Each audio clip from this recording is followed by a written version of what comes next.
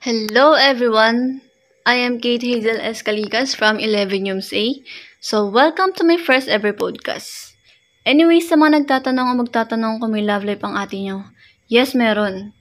Same batch kami and also same strand din. We're both girl. And also, hindi kami legal both side because it's very complicated pa. Lalo na sa family niya and also sa father niya. But I know there is a right time for that. Kasi hindi naman natin kailangan magmadali sa ganung bagay, di ba? So, ayun na nga guys. Here tayo mag-umpisa to introduce myself. Pinanganak nga pala ako noong February 21, 2009. Nag-iisang anak lang ako ng mother ko, pero may dalawa akong kapatid sa father ko. Half sister and half brother kami. Hindi kami magkakasamang lumaki, in short, magkakahiwalay kami tatlo. Pero magkakasundo kami sa ibang mga bagay. Dahil nakakusap ko naman sila through chat or nakakasama once a year or minsan hindi pa. Yung dalawang kapatid na yun, may pamilya na sila. And syempre ako lang yung nag-aaral sa amin tatlo. Minsan pinapadala ako ni kuya ng pera, pambaon ko or panggastos ko kung saan ko gusto. Sadly, my mother died noong October 28, 2018. And grade 4 and 9 years old pa lang ako that time. So yun, yung maging independent person, charis. Makulalas girl ako syempre. Simula kasi nung pinanganak ako, lumaki ako sa lola ko sa mother side. Hanggang 9 years old ako.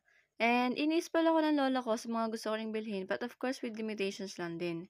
Kasi we're not rich para mabili lahat ng gusto ko. And also, sa mga hilig at gawain ko is, syempre I love playing games. Mapa-online games or offline games man siya. Pero ang madalas ko lang na nilalaro sa cellphone ko is Mobile Legends and Minecraft. Kaya kung gusto niyo akong makalaro, ay go ako dyan. Mahilig ako mag-build ng kung ano-anong bahay sa Minecraft. And also, nilalaro ko rin ng Cooking Dome kung saan nagluluto-lutuan ka. Hilig ko rin ang panonood sa TikTok and sa YouTube. And also, minsan tambay lang din ako sa kwarto kasama ang baby ko after ng mga gawain ko dito sa bahay. Kahit wala naman ako masyadong ginagawa. Eme. Pero syempre, madalas din akong gumagala with my baby and my friends. Lalo na kapag after simba, nasa freedom na agad kami para mag-food trip or kumain ng pares. Kasi favorite namin yun. Tapos, always short yung mga pera namin. The joke lang. May mga alam din ako laruin na sports tulad ng badminton, volleyball, and isa na rin ang sports ko ay ang chess. Since alam kasi ako hanggang sa mag-junior high school, ayun na kasi ang nilalabanan kong sports. Then, ngayon, kami lang nandito sa mother side ang magkasama sa bahay.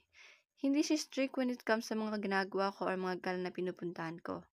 But, with limitation, syempre. Ang gusto kasi ni dito is, yung alam niya kung nasaan ako, kung saan ako matutulog, or what. So, ayun. Here na nga ang ending ng aking podcast. Thank you sa pakikinig. Sana nag-enjoy kayo.